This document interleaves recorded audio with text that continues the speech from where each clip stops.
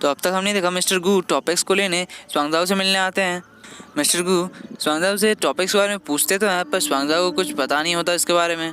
तब मिस्टर गू उसे CCTV footage दिखाते हैं जिसमें स्वांगजाओ टॉपिक्स को लेके जा रही थी। ये देखकर स्वांगजाओ को याद आता है। मिस्टर गू कहते हैं, तुम मुझे टॉपिक्स ला के दो, मैं तुम्हें इसका रिवॉर्ड मनी दे दूंगा और कार डैमेज का पैसा भी नहीं लूँगा। स्वांगजाओ तो अपनी ही धुन में थी। वो बार बार मिस्टर गू को शांत रहने के लिए कह रही थी, क्योंकि कल ही इसे क्लीन फर्स्ट से जॉब ऑफर आया था, इसलिए वो अपना इंप्रेशन अच्छा रखना चाहती थी। स्वांगजाओ बहुत ही ज़्यादा टाइम वेस्ट कर रही थी, इसलिए मिस्टर गू से वो नंबर दिखाते हैं जिससे उसे कॉल आ रहे थे और उसे लेक्चर देने लगते हैं। वो उसे कहते हैं कि तुम इतनी कम उम्र में ऐसी चोरियाँ करती हो। स्वांगजाओ कहती है वो उसने नहीं चुराया है। तो स्वांगजाओ नंबर देखने के लिए फिर से उसका हाथ पकड़ के मोबाइल को देखती है, तो वो नंबर होता है जुंजी का। तो स्वांगजाओ अब मिस्टर गू से बहुत ही विनम्रता से कहती है कि मैं आपको आपका टॉपिक्स लौटा दूंगी, तो कल मिलते हैं ऑफिस में लीडर। ये कह के वो वहाँ से चली जाती है। स्वांगजाओ की टच करने से मिस्टर गू का हालत तो ख़राब हो गया था। वो 3-4 टिश्यूज से अपना हाथ पोंछ रहे थे, सैनिटाइजेशन कर रहे थे। मिस्टर गू को समझ में नहीं आएगा उसने उसे जाने से पहले लीडर क्यों कहा। स्वांगजाओ घर पहुँचकर अपने भाई की अच्छी खासी धुलाई करने लगती है। तभी एक लड़की आके जुंजी को पिटने से बचा लेती है, और ये लड़की है जुयन, जो कि स्वांगजाओ की बचपन की दोस्त है और वो इनके घर आती रहती है। स्वांगजाओ को अपने सीनियर से मैसेज आता है जो उसे एक हेल्प करने के लिए बुलाता है। इधर ऑफिस में मिस्टर गू को पता चलता है कि मिस्टर जिन यानी कि मैनुअल क्लीनिंग डिपार्टमेंट के हेड ने स्वांगजाओ को अपॉइंट किया था, क्योंकि उसका इंटरव्यू बहुत ही अच्छा था। इनका मानना था कि इंसानों को मशीन रिप्लेस नहीं कर सकती, वहीं मिस्टर गू का मानना था मशीन्स के जैसा काम इंसान नहीं कर सकता। इंसान गलतियां कर सकता है पर मशीन से कभी गलतियां नहीं होती। मिस्टर गू मिस्टर जिन से कहते हैं कि स्वांगजाओ को नौकरी से निकाल दीजिए। मिस्टर जिन कहते हैं मैनुअल क्लीनिंग डिपार्टमेंट बंद होने में अभी भी 3 महीने हैं, तो 3 महीने का वक्त हमें दे दीजिए। तब तक अगर मैनुअल क्लीनिंग डिपार्टमेंट ने कुछ अच्छा काम नहीं किया तो वो तो ऑटोमेटिकली बंद ही हो जाएगा। तो मिस्टर गू को उनकी ये बात माननी पड़ती है। मिस्टर जिन जाने से पहले मिस्टर गू के दादाजी का जिक्र करके जाते हैं, और इसके बाद से ही मिस्टर गू अनकम्फर्टेबल फील करने लगते हैं। तभी हमें एक पास्ट दिखाया जाता है जिसमें हम देखते हैं मिस्टर गू के दादाजी बहुत ही ज़्यादा शक्ति बरतते थे। इसे हर सब्जेक्ट में 99 मिलते थे, पर फिर भी उनके दादाजी इससे खुश नहीं थे, क्योंकि वो चाहते थे कि इसे सारे सब्जेक्ट में फुल मार्क्स मिले। वो उसे हमेशा डांटा करते थे और उसे कहते थे कि तुम हमारे फैमिली की बस एक गंदगी हो। और तब से ही मिस्टर गू अपने दादाजी को ये दिखाने के लिए कि वो गंदगी नहीं है, वो अपने आसपास के सभी चीज़ों को साफ़ सुथरा रखने लगा, और धीरे धीरे ये आदत एक बीमारी में बदल गई। इस स्वांगजाओ को उसके सीनियर ने उसे एक ईटिंग शो पे बुलाया था, जहाँ उसे बहुत ही ज़्यादा स्पाइसी खाना खाना था। वो भी खा लेती है, क्योंकि उसे इसके लिए पैसे मिलने वाले थे। बहुत ही ज़्यादा स्पाइसी होने के कारण उसका पेट खराब हो जाता है। वो ऐसी हालत में भी मिस्टर गू को उनका टॉपिक्स लौटाने आती है। मिस्टर गू उसके हाथ से टॉपिक्स को लेने में घबरा रहे थे, क्योंकि उसके कपड़ों पर बहुत सारे खाने के दाग थे। तो स्वांगजाओ ज़बरदस्ती उनके हाथ में टॉपिक्स को पकड़ा देती है और कहती है कार के डैमेज के पैसे वो बाद में लौटा देगी।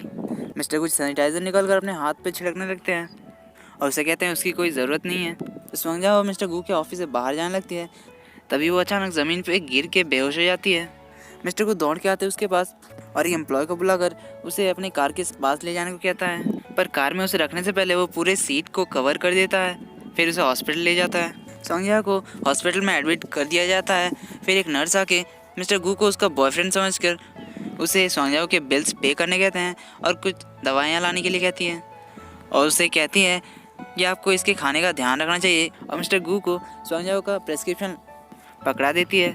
मिस्टर गू बिल्स पे करने के लिए लाइन में खड़े होते हैं, पर उसके सामने वाला एक आदमी बहुत ज़्यादा खांस रहा था, जिसे देखकर मिस्टर गू बहुत ज़्यादा घबरा जाते हैं और उससे 1 मीटर पीछे आके खड़े होते हैं। तभी दूसरे लोग आकर उस गैप में घुसते जाते हैं और मिस्टर गू पीछे चले जाते रहते हैं। तभी एक और ओल्ड लेडी आकर मिस्टर गू के आगे लग जाती है। तो मिस्टर गू कहते हैं मुझे टीबी है, इसलिए आप मुझसे थोड़ा दूर रहिए, वरना आपको भी हो जाएगा।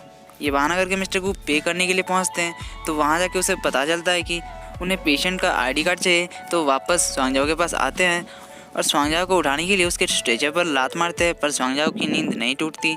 तो फिर वो स्वांगजाओ के सामने चुटकी बजाते हैं, फिर भी स्वांगजाओ नहीं उठती। फिर वो ताली मारने लगते हैं, फिर भी जब स्वांगजाओ नहीं उठती तो वो खुद उसके पर्स में से उसका आईडी कार्ड निकाल कर पे करने के लिए जाते हैं। रूम से बाहर जाने से पहले वो स्वांगजाओ की तरफ देखते हैं और सोचते हैं कि वो इसके लिए इतना केयर क्यों कर रहे हैं, जबकि उसे पहले किसी के लिए ऐसी फीलिंग नहीं आई है। वो रात तक स्वांगजाओ के पास बैठे रहते हैं।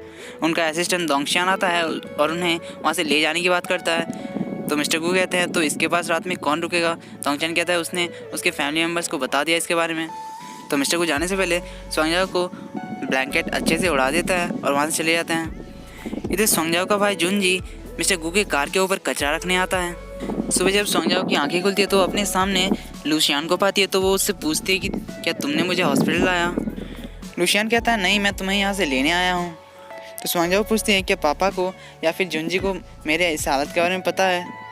लुशियान बताता है हाँ उन्हें पता है, पर वो दोनों काम पे थे इसलिए मैं आ गया।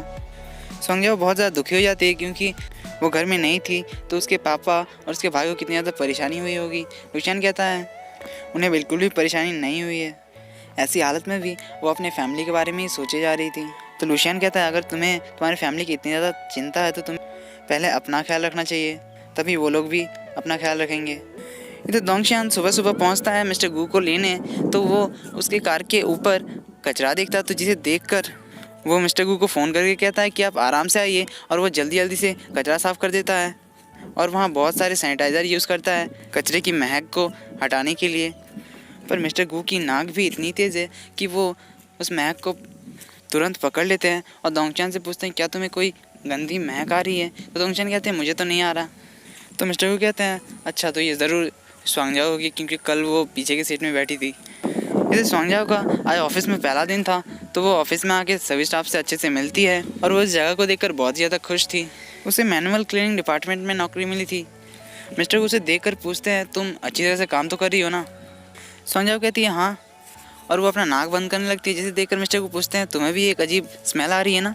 स्वांगजाओ को मिस्टर गू के बॉडी में से स्मेल आ रही थी, पर उसे लगा कि मिस्टर गू तो साफ़ सफाई में बहुत ज़्यादा ध्यान देते हैं तो ज़रूर उनमें से तो नहीं आ रही होगी, इसलिए वो कहती है नहीं मुझे तो नहीं आ रही।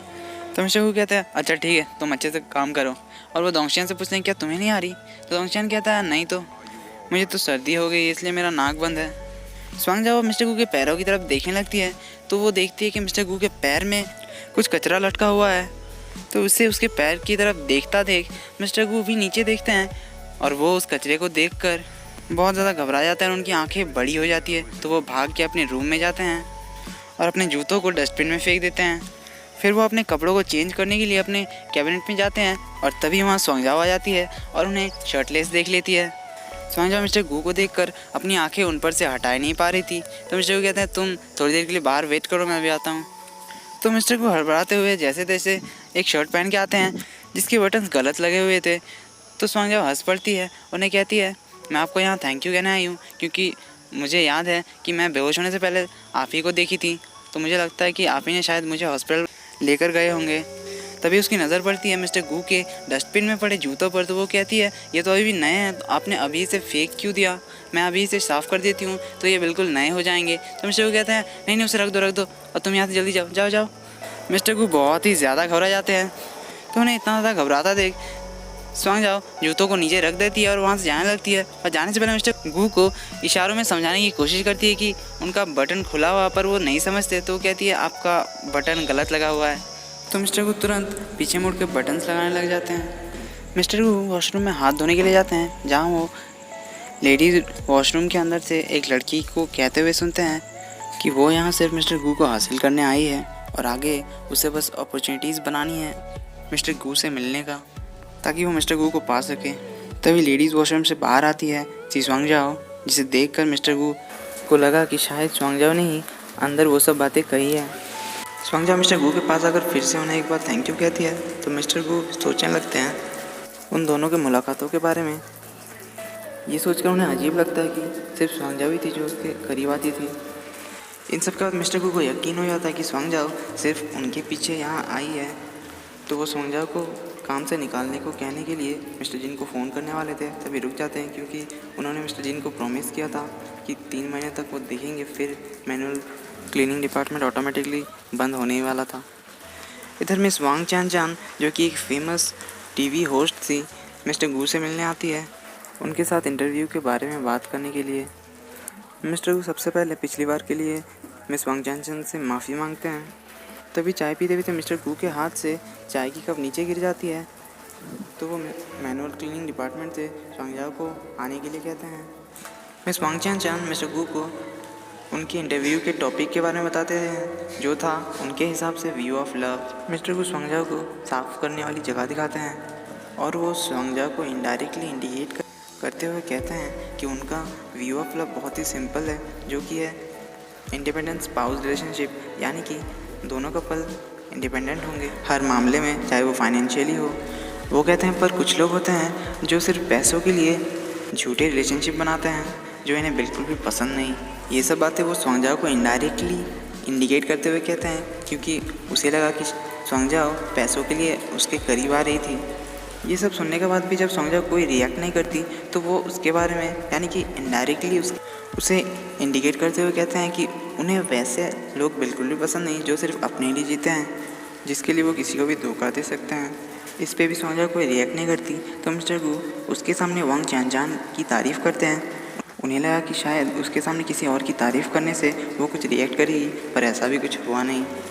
अब इससे भी जब कुछ हुआ नहीं, तो वो थोड़े ऊंची आवाज़ में कहते हैं, जो लोग दूसरों को धोखा देने के बारे में सोचते हैं वो लाइफ में कुछ नहीं कर पाते हैं और अपनी ज़िंदगी बर्बाद कर लेते हैं। इधर स्वांगजाओ का साफ सफाई करना हो जाता है। मिस्टर गू उसे देखकर ये सोचने लगते हैं कि आखिर ये किस मिट्टी से बनी है। उन्होंने इतना कुछ कहा पर फिर भी उसने कोई रिएक्ट नहीं किया, या फिर ये कोई तगड़ा प्लान करके आई है जिस वजह से ये अपने प्लान को ख़राब नहीं करना चाहती थी, इसलिए उसने शायद कुछ रिएक्ट नहीं किया होगा। ये सब सोच रहे थे मिस्टर गू, पर ऐसी कोई बात ही नहीं थी, क्योंकि वो लड़की स्वांगजाओ थी ही नहीं। मिस्टर गू को ये वहम हो गया था बस।